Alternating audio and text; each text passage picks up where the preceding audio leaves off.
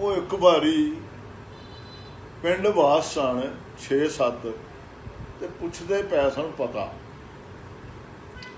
ਮੈਂ ਪਾਨ ਖਾਂਦਾ ਸਾਂ ਪਿਆ, ਕਿਸੇ ਦੱਸ ਦਿੱਤਾ ਉਹ ਇਹਨੇ ਪੱਟੀ। ਉਹ ਮੇਰੇ ਨਾਂ ਤੋਂ ਵਾਕਫ ਸਨ।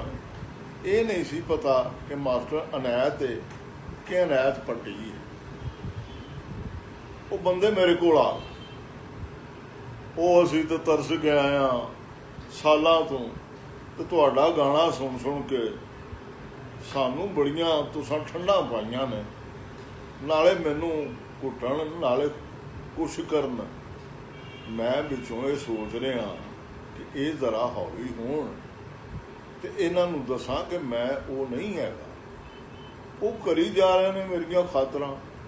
ਅਖੀਰ ਮੈਂ ਉਹਨਾਂ ਨੂੰ ਕਿਹਾ, ਗੱਲ ਸੁਣੋ, ਮੈਂ ਤੁਹਾਨੂੰ ਕੁਛ ਗੱਲ ਕਹਿਣਾ ਚਾਹੁੰਦਾ ਜੀ। ਮੈਂ ਆਖਿਆ, ਗੱਲ ਇਹ ਵੇ ਕਿ ਮੈਂ ਅਨੈਤ ਪੱਟੀ ਨਹੀਂ ਹੈ। ਹਲਾ ਉਹ ਤੇ ਉਹਨਾਂ ਸਾਰਿਆਂ ਨੇ ਐਸੇ ਮੂੰਹ ਬਣਾਏ ਕਿ ਮੈਂ ਤੁਹਾਨੂੰ ਦੱਸ ਨਹੀਂ ਸਕਦਾ।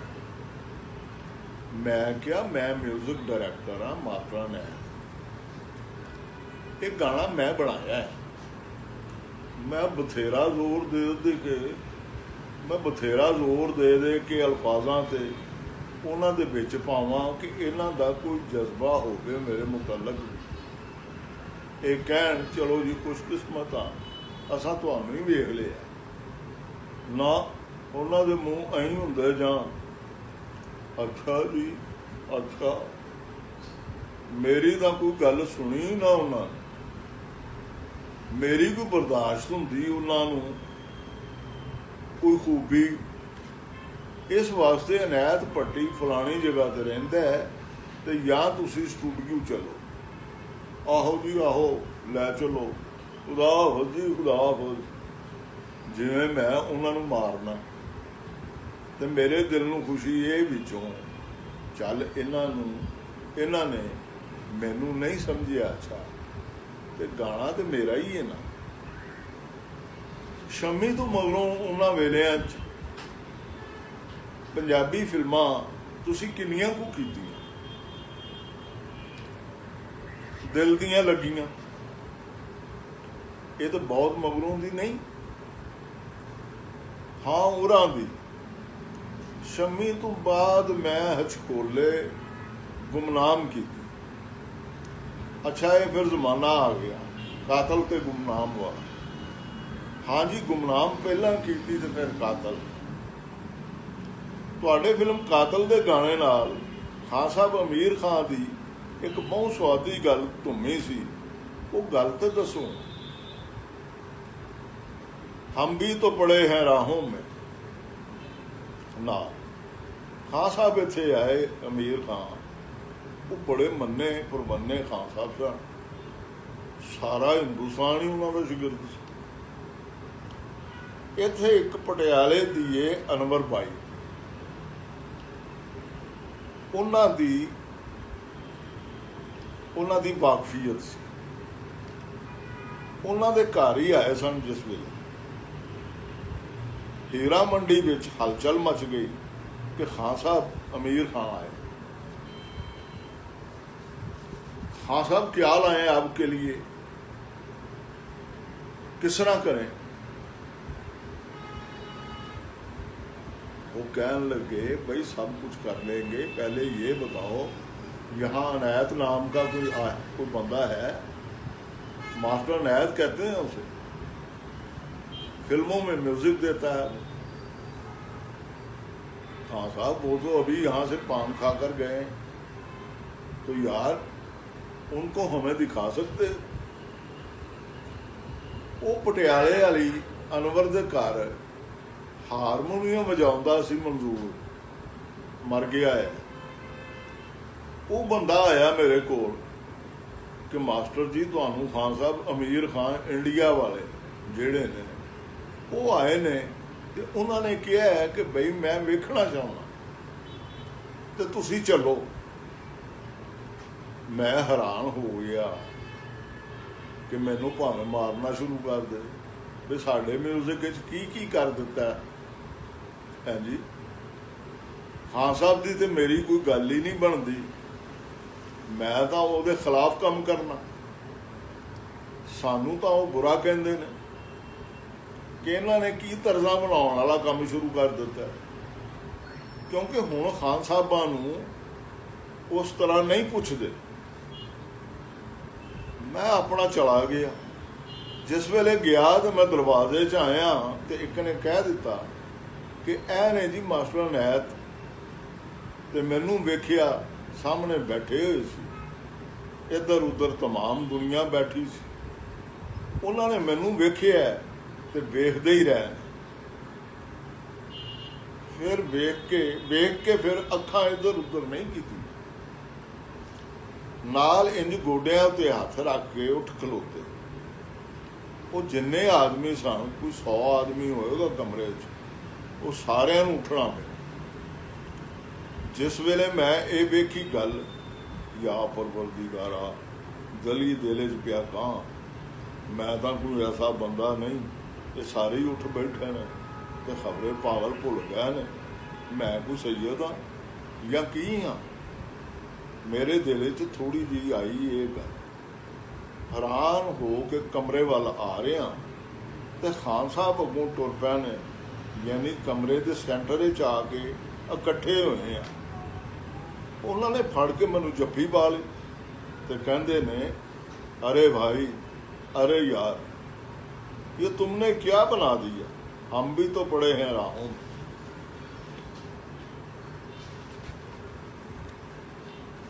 या खुदा, मैंने कई अठन्नियां डाल के तुम्हारा गाना सुना, जरा तुसी देखो मेरे अल्लाह पाक दे रंग। ना कभी निशाद साहब नूं खान साहब ने एडे वड्डे ने किया है, ना किसी बर्मन नूं किया है, ना किसी होर नूं कि इस पैमाने का गवैया हो उन्होंने दाद दी हो। मेरा ख्याल है कभी नहीं इतफाक होया हो।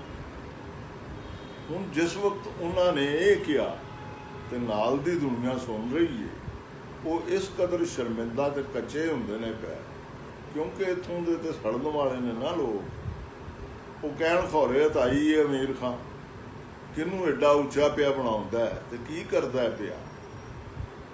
शुद्ध सारंग की तान ऊपर ले गए हो और पीलू का गंधार ऊपर लगा रहे। वो बड़ा गुणी आदमी, उन्होंने ख्याल होया कि बनाने वाला बंदा सारे पागल है।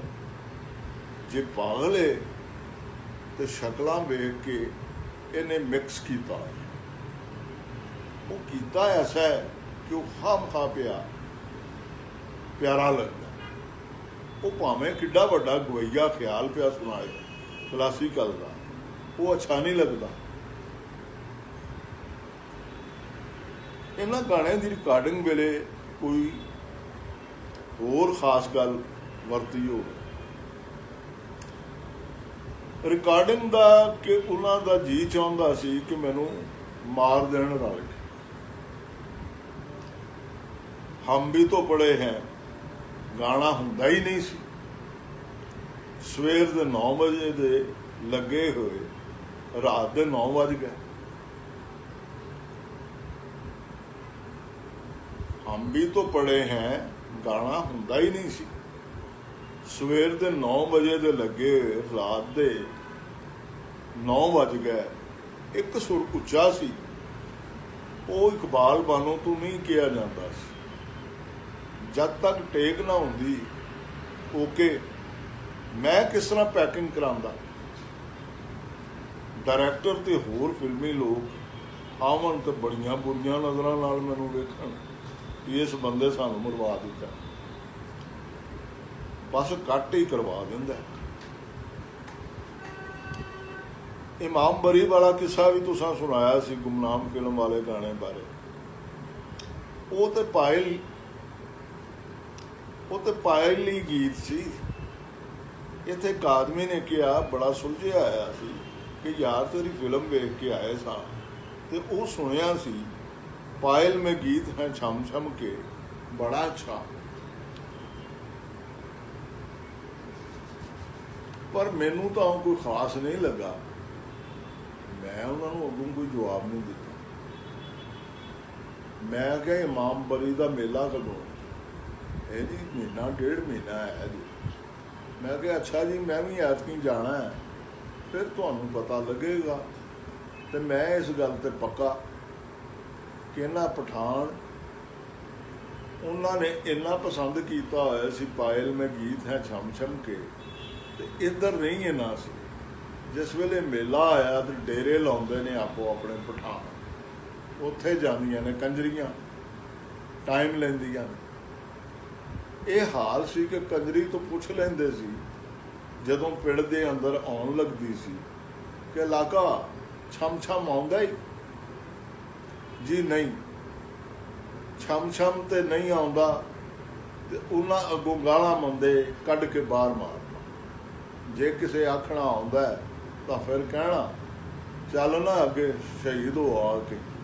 ओहो ही बजुर्ग मिले जिन्हां बोल मारिया है, मुड़ चुके हुए सन उस काम को। कहन लगे यार आ ना डेरे तो जरा मेरे पुत्र नूं अखवा दे। उत्थे टाइम जू ना मिले उन्होंने, पैसे उन्होंने फर्क होगा। वो इत्थों लैन जाते ने कि इन्ना पैसा होना है। ये बजुर्ग है किहड़े सन? मर गया इत्थे हाजी फिदा हुसैन हुंदे सन। मास्टर जी तुहाडे बारे धुम है भी तुसी आम म्यूजिक डायरैक्टरां वांग काम नहीं करते कि चलाऊ जिहा काम कीता ते प्रोड्यूसरां डायरैक्टरां नूं राजी कर दिता। उसकी वजह है कि पहलों मैं आप खुश होना चाहता, जे ना खुश होवां तो पहला छड्ड के दूसरा बनाना शुरू कर देना। इहदे नाल तुहानूं औखत भी तो पैंदी होवे, किन्नियां भी पैण पईयां। मतलब ये कि उत्थे जाके टेक ही वो करना गाना कि जिहड़ा आवे सुने ते कवे कि क्या बात। ਇਹਦਾ मतलब है भी तुसीं हर वेले चंगे तो चंगे की भाल च रहिंदे। कोई चंगी शै बना लई तो उत्थे खलो नहीं जाते। जी आ मेरे सारे काम में तुसीं अल्लाह की मेहरबानी वेखोगे पई हुई। वो आप जो बनावन वाला होया दिल दियां लगियां च मेरा एक गाना है जिहड़ा बड़ा चढ़िया, एक तारा जिहा लोकां बड़ा पसंद किया। फिर वो गाना सी दिल देता है रो रो दुहाई, साईं अख्तर की आवाज़ भी सी। ਉਹਦੇ ਵਿੱਚ ਲੋਕਾਂ उस गाने पर ही फिल्म देखी जा जा। अच्छा ਤੁਹਾਡਾ एक होर गाना भी सी चुन्नी केसरी ते गोडे दीयां धारियां। हाँ जी लाई लग फिल्म का। उस फिल्म का एक होर गाना भी बड़ा चढ़िया सी, ये धरती 5 दरियावां दी ये धरती। आलम लोहार ने गाया सी जी। जिस वेले वो आया रिहर्सल करन लई ते मैं क्या सुन लो एक बारी, फिर तुहानूं मैं खुआवांगा। जिस वेले मैं आप उन्होंने सुनाया तो वो तो मेरा मूँह बिट बिट तकन लग पे। औडी दूरों उठ के मेरे पैरों नूं फड़ के आंदा है जनाब मास्टर साहब ये दस सकदे हो आलम लोहार मैं हाँ कि तुसीं? मेरी सारी अदायगी उस तरह ही सी। ये नहीं कि मैं उन्होंने बड़ा ही सुनिया है, बस एक अद्धी मेरी इतफाक होया होना। एक होर भी गाना जी आ किदी मनीए किदी ना मनीए, सुन सुन मत्ता हो गया चले। हाँ जी मतलब बई तुसां आलम लोहार नूं सामने रख के उहदे अंग दे गाने बनाए जी। उन्होंने जो मैं क्लासीकल पिया गवांदा किड्डी बुरी गल सी। चुन्नी केसरी ते गोडे दीयां धारियां कोरस बारे दसो। ਇਹਦੇ 'ਚ ਵੱਡੀ खूबी ये वे 5 लड़कियां जिन्हां दी आवाज़ इक्को जही, जिन्हां दी पिच एक हो जाए। ये नहीं कि किसी का मोटा आवाज़ किसी का पतला आवाज़ नहीं, इक्को जाए। ਇੰਜ ਜਿਵੇਂ ਤੂਤੀਆਂ ਨਹੀਂ ਵੱਜਦੀਆਂ। ਕਿਉਂ? ਜੇ ਪਿੱਛ ਮੈਂ ਬੰਨਿਆ ਆਇਆ ਸੀ ਉੱਚਾ, ਇੰਜ ਲੱਭ ਕੇ।